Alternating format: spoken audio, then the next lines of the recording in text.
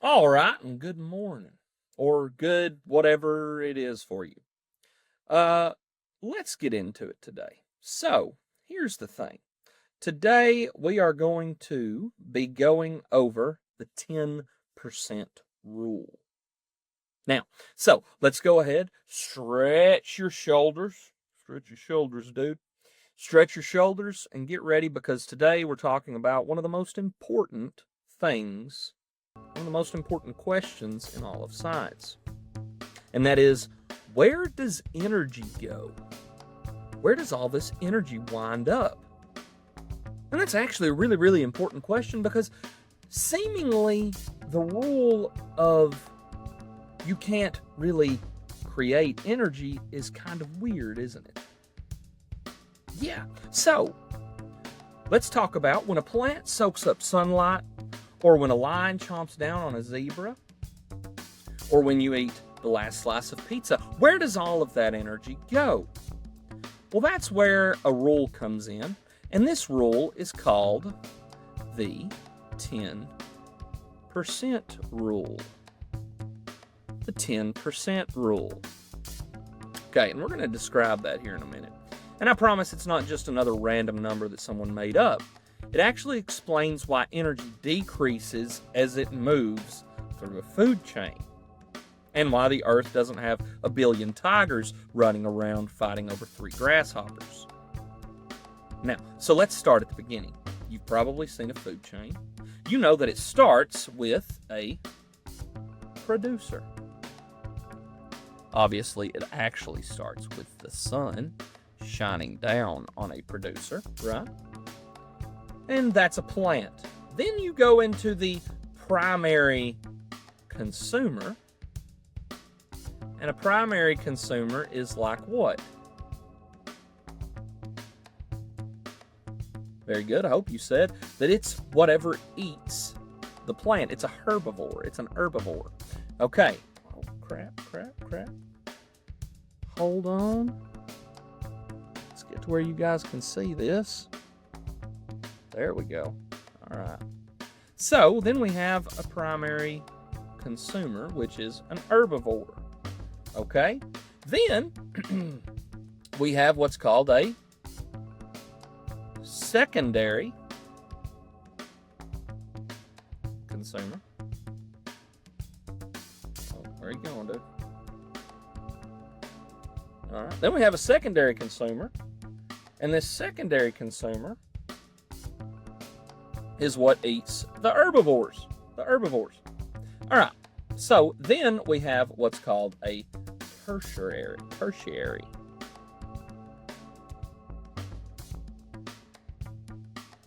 consumer.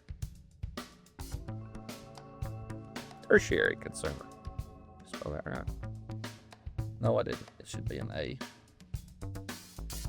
There we go. Tertiary consumer. Now, a tertiary consumer is the top predator. The ladder of who eats who is also called the trophic level. Everybody say trophic level. Now, trophic just means feeding. So the trophic level is in the food chain is based off something that eats something else. Now, here's the big idea. Every time that energy moves up to the next level, so this should be switched, but every time energy moves up to the next level, about 90% of it is lost. Only about 10% gets passed on. Let me say that again because it's kind of a big deal. Every time energy moves up a level in a food chain, only 10% of it makes it to the next organism. The other 90% is lost. So, here's my question. Where does it go? It doesn't just vanish because one of the rules of science is energy can neither be created nor destroyed. Well, that energy is used. It's used for breathing. It's used for growing, moving, staying warm, and going to the bathroom. Yep, energy is being burned constantly by every living organism. So there's a tiny little bit left over for the next creature who eats it. Okay? So, A grasshopper munches on that grass. It only gets about 10% of the energy of the grass. Okay? So, now we're down about to 100 units. Let's say this. So let's say 1,000 units of energy is started with the producer. Well, only about 100 units gets to the primary consumer, which is the grasshopper. Well, that would only mean about 10 units goes to the secondary consumer. Then the snake eats the frog. Well, then the tertiary consumer, the alpha predator, we'll say, only gets 1 unit. So, now this answers a big question. It answers, as a matter of fact, why there are so little of the largest animals. Why are there so little of what seemingly is apex predators? Where you going, dude? Where you going? All right. So, well, this is called the energy pyramid. Everybody say energy pyramid. And it actually looks like a pyramid. So, let's do this real quick. Let's imagine that you are building an ecosystem. And on this ecosystem, you want to fill it with lines. Oh, sorry. Let's move. You're all right. On this energy, you want to build it with lines because lines are cool. And you also want to start with, obviously, grass. Okay? So, if you only have a tiny patch of grass right here, then you are not going to have as many zebras which are going to eat the grass. And if you don't have as many zebras that are going to eat the grass, then you're not going to have nearly as many lines because the lines need to eat a lot of zebras. So this means, essentially, what this means is the grass gets 100%, let's say 100% of the sun. But then that's all the energy that the grass has, but only about 10% of the grass's energy goes to the zebra. Then only about 10% of that energy goes to the line, which is why there are not a lot of lines in our ecosystem. Now let's make it fun for a second. Imagine this is like a giant pizza party. The sun gives pizza to plant, a full pizza to plants. The herbivore walks in and gets only one slice. Then the carnivore shows up and it gets only a bite. But by the time the top predator arrives, there's just a grease stain on the box. And that's why top predators have to eat a lot, or they have to have huge territories. They're chasing that tiny bit of energy that's left. So most top predators have huge territories. Now here's something cool. Humans mostly eat plants and animals. So depending what we eat, we're either the primary, secondary, or tertiary consumer. If you eat a salad, you're the primary consumer. If you eat a chicken, which eats corn, you're the secondary consumer. But if you eat a shark, hopefully not a lot of you are doing that, if you eat a shark, then you're the tertiary consumer. But a lot less energy goes to us because we are either one of those things. Now, the most energy that we can get is from the primary source, obviously. So you're getting leftovers from leftovers from leftovers. Now, here's another question to think about. Why do you see giant carnivores walking around in herds of 500?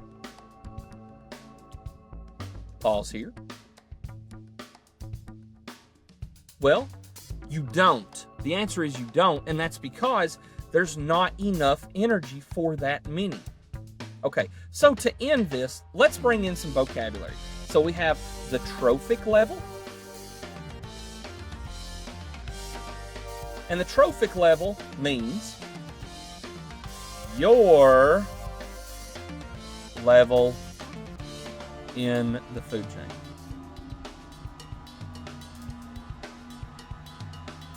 Okay, the trophic level is your level in the food chain. Okay. You guys should know what producer is, consumer is, but you might not remember what primary consumer is.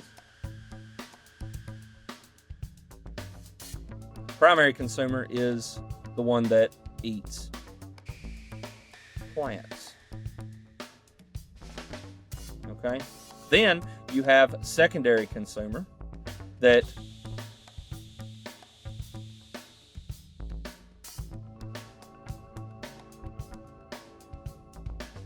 the secondary consumer mainly eats primary consumers.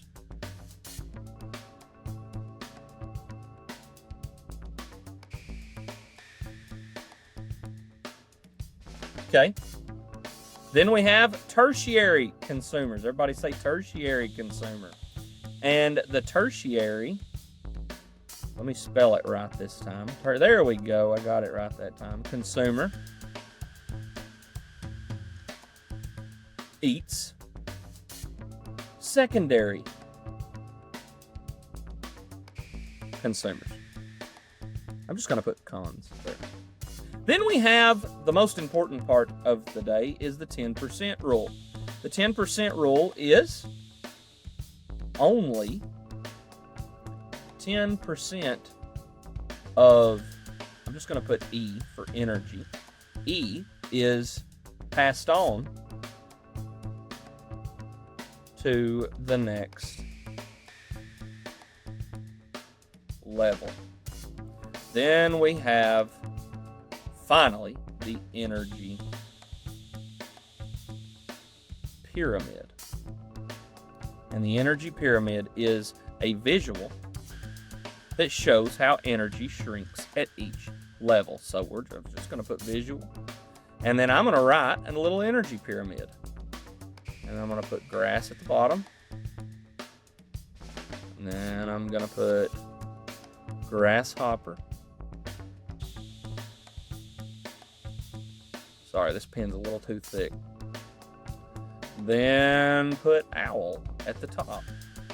And that shows how there's so much energy right here, but then there's only 10% of that energy right here, and only 10% of that energy right here. So it gets much smaller in every case. Now let's do a couple of what-if scenarios. What if every animal in an ecosystem was a carnivore? Pause right here and I want you guys to tell me what would happen. How would this system work? Would it work? No, the answer is no, it would definitely not work. Let's bring me up here. Hopefully you guys had enough time to write that vocabulary. So here's the thing. It wouldn't work because it depends on every level of that system working. And without that base level, the whole thing would just crumble. Here's another one. That's why plants are called producers. Why does this matter? Why should you care about the energy a snake gets from a frog? Because that's how ecosystems stay balanced. It explains why you don't see 10,000 lines and only 3 blades of grass. It explains why population at the bottom of the food chain can move up and hurt the animals at the top. It explains why biodiversity matters and why protecting the even smallest part of a food web can protect the whole system. All right, so let's recap. Energy starts from the sun and flows on to producers and consumers. At each level, only 10% of the energy moves on. The rest is used for survival. It's either lost as heat or used in some other way. This shapes population sizes, explains the shape of energy pyramids.